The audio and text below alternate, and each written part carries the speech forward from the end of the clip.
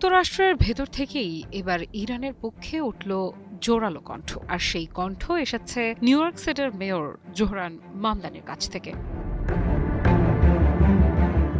চলমান ইরান যুদ্ধ নিয়ে এবার বিস্ফোরক মন্তব্য করেছেন তিনি, যা ইতোমধ্যেই যুক্তরাষ্ট্রের রাজনৈতিক অঙ্গনে নতুন বিতর্ক তৈরি করেছে। কারণ তিনি শুধু যুদ্ধের সমালোচনাই করেননি, সরাসরি প্রশ্ন তুলেছেন এই যুদ্ধের বৈধতা, উদ্দেশ্য এবং এর প্রকৃত মূল্য কে দিচ্ছে তা নিয়েও।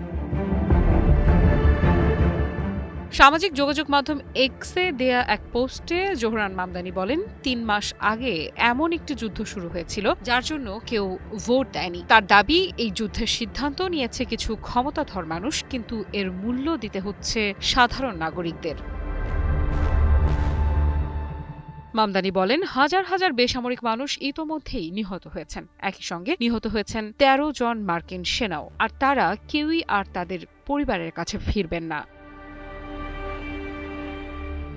এখানেই থামেননি নিউ ইয়র্কের এই মেয়র। তিনি সরাসরি অভিযোগ করেন, কংগ্রেসের অনুমোদন ছাড়াই এই যুদ্ধ শুরু করা হয়েছে। তিনি আরও বলেন, যুদ্ধের প্রভাব শুধু মধ্যপ্রাচ্যে সীমাবদ্ধ নেই, এর সরাসরি চাপ পড়ছে যুক্তরাষ্ট্রের সাধারণ মানুষের জীবনেও। মামদানির ভাষায়, আমেরিকানরা এখন পেট্রোল পাম্পে বাড়তি দাম দিচ্ছেন, মুদি দোকানে প্রতিদিনের প্রয়োজনীয় পণ্যের দামও বেড়ে যাচ্ছে। অর্থাৎ হাজার মাইল দূরের যুদ্ধের বোঝা গিয়ে পড়ছে শ্রমজীবী মানুষের কাঁধে। তিনি বলেন, বিদেশে ঝরে যাওয়া প্রতিটি প্রাণ এবং দেশের শ্রমজীবী মানুষের পকেট থেকে বেড়ে যাওয়া প্রতিটি ডলার সবই এই বেপরোয়া সিদ্ধান্তের ফল।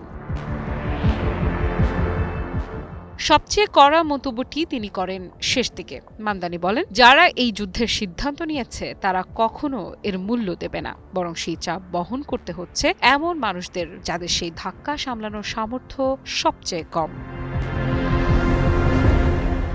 বিশ্লেষকেরা বলছেন, জোহরান মামদানির এই অবস্থান যুক্তরাষ্ট্রের ভেতরে বাড়তে থাকা যুদ্ধবিরতি মনোভাবের প্রতিফলন। বিশেষ করে তরুণ ভোটার, শ্রমজীবী জনগোষ্ঠী এবং প্রগতিশীল রাজনৈতিক গোষ্ঠীর মধ্যে এখন প্রশ্ন বাড়ছে, যুদ্ধে যুক্তরাষ্ট্র আসলে কি অর্জন করছে।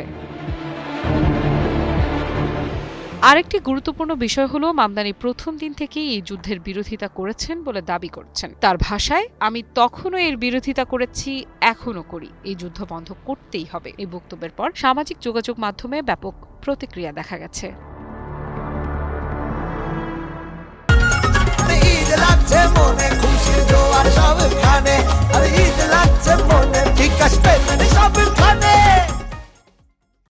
কেউ তাকে সাহসী কণ্ঠ বলেছেন, আবার কেউ অভিযোগ তুলেছেন তিনি ইরানের অবস্থানকে বৈধতা দিচ্ছেন। তবে বাস্তবতা হলো, যুক্তরাষ্ট্রের ভেতরে এখন যুদ্ধ নিয়ে বিভক্তি স্পষ্ট হয়ে উঠেছে।